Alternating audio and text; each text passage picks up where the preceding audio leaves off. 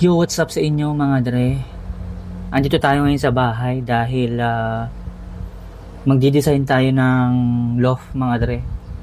So, lately kasi medyo na-stress ako kakaisip kung paano ko gagawa ng diskarte yung mga bagay-bagay kasi nga gaya nga nung sa aking last vlog mga dre, isang taon na tayo nag-aalaga ng kalapate and dun sa isang taon na yun, syempre na-experience ko na lahat ng season dito sa Pilipinas sa pag-aalaga ng kalapate at pinakamahirap na season ng pag-aalaga ng kalapate is yung rainy season ng mga dre. Although rainy and summer lang naman yung meron tayo dito sa Pilipinas, pero syempre pagdating ng December parang magkahalong ano yun parang magkahalong rainy at summer na rin yan no? Kasi malamig pero hindi naman umuulan na araw naman no, mga dre.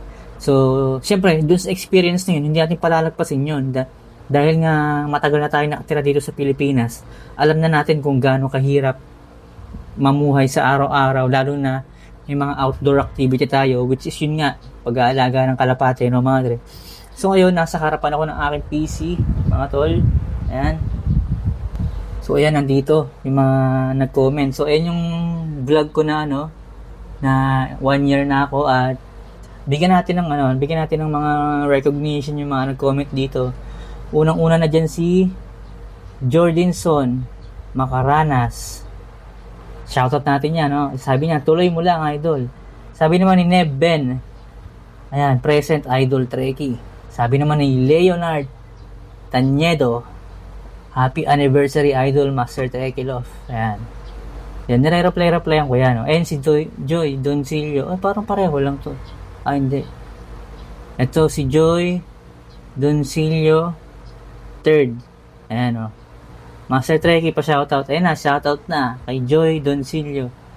No, mga dre. Tapos, si Boswell. Ayan. Pa-emoji yung comment niyan. Pero, top commenter. Ayan, may batch na nga yata siya. Ayan o, ng top commenter. Ay, receive the highest number of hearts from you. Syempre. Kasi yan, sabi ni Beratsky. Sabi ni Beratsky, toss ka na uli, idol. O sige, subukan natin yung toss na yan, no? So, yun. Shoutout. Tapos nga pala, meron ako dito naka-open na Shopee, mga tol. Ayan. So, may mga materials akong tinitignan-tignan dito, mga tropa peeps, no? So, ito yung liso. Ito yung binabalak kong gawing body sa side at saka sa likod, mga dre. Ayan, tapos ito naman, ito yung, kasi ang balak kong gawin is pa-triangle shape, triangle style ng mga dre. Or bubong niya triangle. Tapos, ayan, gutter, ayan, ridge roll, yan. Nagka-canvas ako kasi gusto ko ako gagawa, DIY, syempre, para meron tayong content, no, mga dre. Isasama natin yan sa journey natin, no. Ito naman, bubong. Corrugated sheet yero roof para sa bubong yan, no, mga dre. Kasi talagang pinaka main target ko talaga yung mabigyan sila ng maayos na bubong, no, mga dre. Alright, so ito pinag-iisipan ko pa kasi gusto ko din, pero hindi pa ako sure pero ang bottom line yan, mga dre, meron ako ditong notes. So imbis na mag-drawing tayo na in a traditional way, mga dre, gagamit tayo ng ChatGPT. Ayan, mga dre. So ayan nga, nagawa ako ng prompt para isasabihin ko sa AI, mga dre. Ayan, pati yung mga size. Ayan. So blueprint, papagawa tayo ng blueprint sa ChatGPT or sa Gemini, no, mga dre. Ayan, so ito na yung mga nasulat ko. Tapos mamaya i-testing natin siya sa ChatGPT. So update ko kayo, no, mga dre. At yung gagamitin ko nga palang pang-body rito is angle bar, pero baka yung na lang din, yung detornilyo, no, mga dre. Para wala nang welding, detornilyo na. Para ako na rin mismo yung gumawa, no, mga dre. At ano pa bang kailangan kong i-discuss sa inyo? Pero yun lang muna, check muna natin yung magiging resulta ng kalalabasan ng ating pagdodrawing na medyo advanced, no. Let's go. So yun, what's up mga dre? Tapos ko na yung prompt na ginagawa ko. Ito, basahin natin sabay-sabay mga dre. So, ito yung isi-send natin sa Gemini or ChatGPT. Kung gusto nyo i-try nyo. Pero syempre, kapag kinopya nyo to eksakto, ang lalabas dyan yung design ko, no? So, nakalagay dito, please create an image of my imagination, Pigeon Love, as a blueprint and kindly follow the details below. Yan, para hindi na mahirap yung binulit type ko sila, ayan. So, sa roofing, sa bubong mga dre, 15 degree triangle roof with pigeon trapdoor. Use a 2 sheet of corrugated sheet yellow roofing.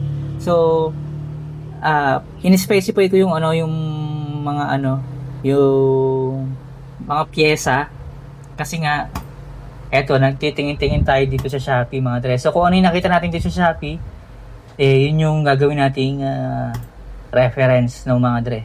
O yun yung sasabihin natin sa ChatGPT kasi yun yung bibili nating pyesa ng mga ropa. So balik na tayo dun sa prompt. Nasaan na yun? Yan. Tapos yun nga, color coated in red, tapos with ridge roll on top mga dito. Sa frame naman, angle bar kulay black. Ayan. So sa body, back and sides, so dahil nga asan na ba yun? So dahil nga dito tayo i-score mga dre, so in-specify din natin mga tol yung pyesa na gagamitin. Tingnan natin kung matalino si AI niya na. So ayan, plain sheet na liso or linso.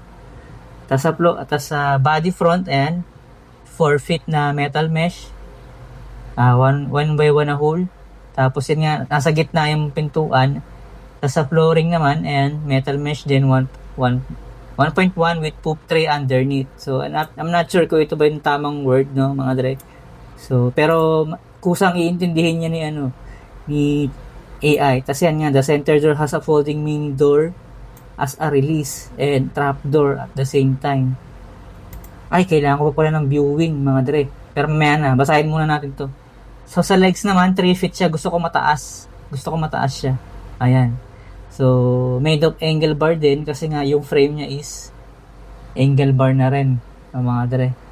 There's a bracket under flooring, mga 7-inch na gap para paglagyanan ng poop trays ng mga dre. Ayan, so viewing pa pala pero sisimplihan ko na lang. Okay, sige, wag na. Subukan muna natin to. Ayan, Ayan, copy. Gemini na lang yung gagamitin ko. Nga pala, ito nagano na rin ako kanina. Medyo komplikado akala mo engineer arkitekto no. So gawa tayo ng bagong chat. Open sidebar ba? New chat pala. Ayan. So i-paste natin dito. Tingnan natin kung anong kalalabasan mga ropa pips Ayan Yung mga ibang fancier parang di ata gumagawa ng ganitong klaseng vlog Puro nasa love lang lagi no. Pero dito guys, marami tayong pwedeng mapulot dito. Hindi lang puro kalapate yung pwede nating tirahin. Pwede ko rin kayo mabigyan ng ibang kakaibang content dito. Basta related pa rin sa pagkakalapate yung mga dre. Ayan. Para dagdag kaalaman mga tropa. Pero syempre, hindi ako yung unang gumawa nito. Kumbaga, kaalaman to, dagdag kaalaman at somehow na i-apply natin sa ating libangan na pagkakalapate ng mga dre. So wait lang natin. Hintayin lang natin naglo-loading. Mahina internet. Ayun na pala. At I'm being asked a lot of image short na. Loko-loko ka. Isa pa. Busy daw Yan.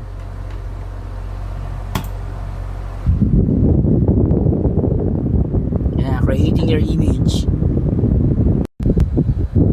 Yo, what's up mga dre? Okay na. Nagawa ko na kasi kanina sa Gemini yung AI na ginagamit ko sa cellphone niya at saka sa laptop PC parang busy yata yung server nila, hindi sila makapaggawa ng image, hindi makapag-generate ng image. So lumipat ako sa ChatGPT at yun syempre dahil AI nga to, so hindi lahat or hindi 100% ng nai-imagine mo sa isip mo mailalabas niya. Kaya naman inulit yung prompt inadjust ko ng inadjust yung yung kaisipan ni ChatGPT. Tapos nag-provide din ako ng mga mangilan-ilang image, example. Tapos bandang huli para talagang maintindihan ako ni ChatGPT, ma-express ko yung gusto kong ipagawa sa kanya nagtagalog na ako bandang huli. So ito, papakita ko sa inyo yung journey nung pakikipag-negotiation ko sa aking architect na si AI, ChatGPT ng mga dre. So ito yung unang attempt ng mga dre. Ayan o. Ito yung pinakita ko sa inyo kanina. Tapos ito yung nilabas niya. Yan. Although nakakatuwa, to be honest, nakakatuwa na meron na tayong ganitong tools.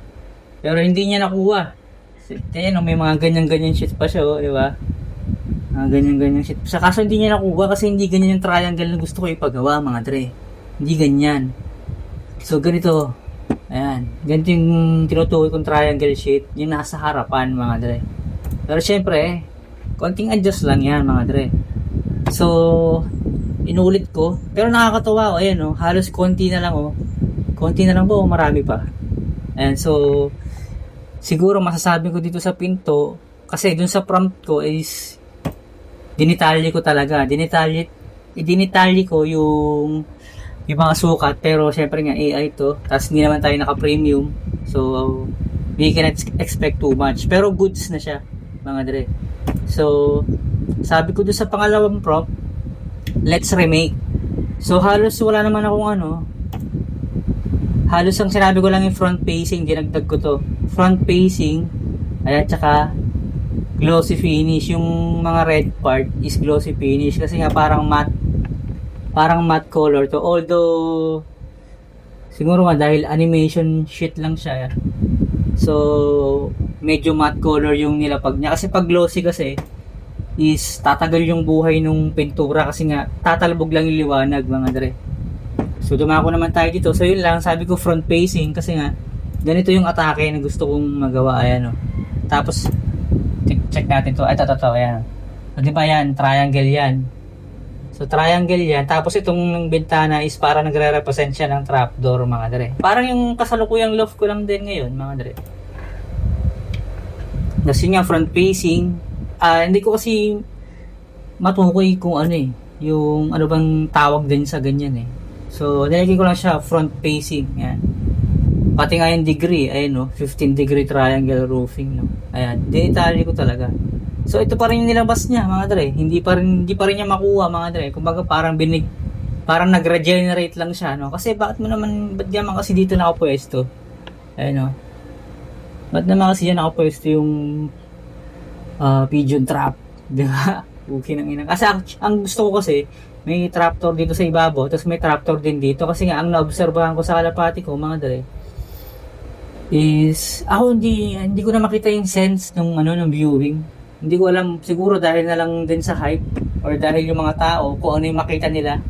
Kung ano yung makita nila sa loft ng iba is yun na lang din yung pinapagawa nila. Pero hindi ko makita yung sense ng viewing. Kaya hindi ko siya nilagyan ng viewing mga dre. So may ibang diskarte ako ng viewing, which is syempre hindi naman ako kumakarera, ba't pa ako magpapagawa ng viewing. Pero to be honest, hindi ko makita yung sense sa aking experience na newbie lang naman ako isang taon. So yeah, move na tayo sa kabila. Ang daming pinagsasabi. Ayan, eto na. So yan, pinaliwanag ko kay ChatGPT nga, binigay ko itong image na to. Sabi ko, when I say triangle front facing, it should look like a box gable or open gable, or maybe I'll provide you an example. Check the image. Diba ganyan ang itsura ng bubong ng bahay kapag nasa harap. So yan, blah blah blah blah shit. And ito na mga dre. Pero hindi pa ito yung final mga dre. Hindi pa yun yung final kasi kung mapapansin nyo, napakahaba niya mga dre.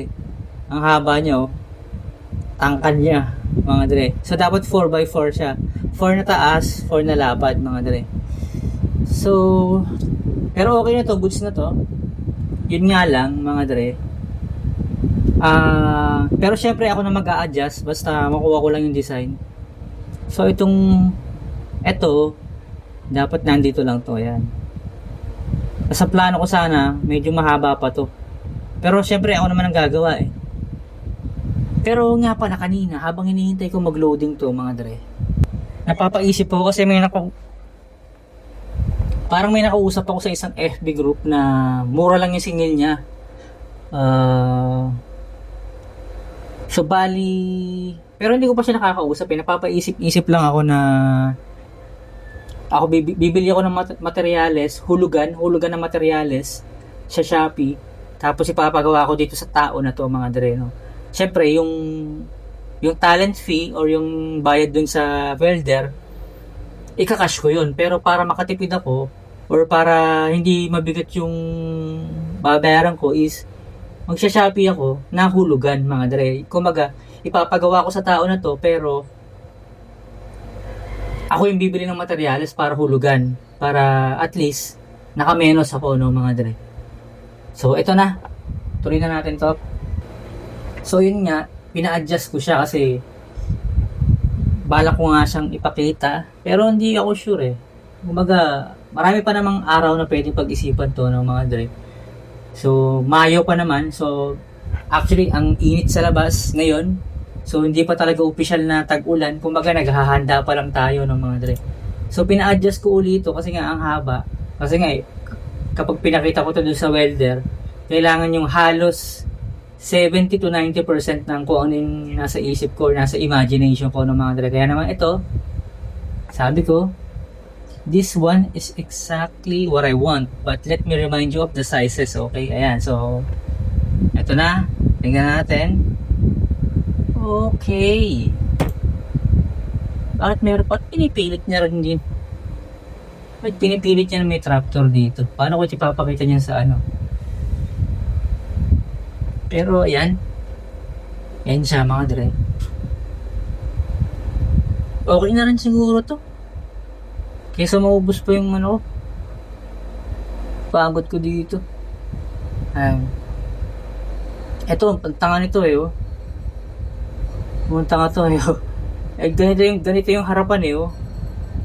Tapos nung naging side siya, naging ganyan eh. Pumunta nga lang eh. Pero siguro screenshot ko na lang to, mga dre. Papakita ko dun sa gagawa, mga dre. Or hintayin nyo na lang. Pero hindi talaga mapag-isip eh. Pero yun, mga dre. Hanggang dito na lang muna ang ating vlog. Pinakita ko lang sa inyo kung paano gumawa. Tinatamad ako mag-drawing. Wala papel, ayun lang pala. Tinatamad na ako lumabas, walang papel. Mamaya pa ako lalabas pag magpapatuka ako. Actually, 2:00 pa lang. So mamaya pa ako magpapatuka, mamaya pa ako lalabas. Pero ngayon ko naiisip yung mag-design ng loft. So ngayon ko ginawa. Walang papel, walang lapis dito. Syempre wala namang nag-aaral na dito. Meron lang yata ballpen dyan pero mas okay to. Yeah, 3D na siya. No, mga dre. So yun. Like, comment, and subscribe. Hit the notification bell para mas malupit. At abangan nyo, mga dre, no? Abangan nyo. Let's go.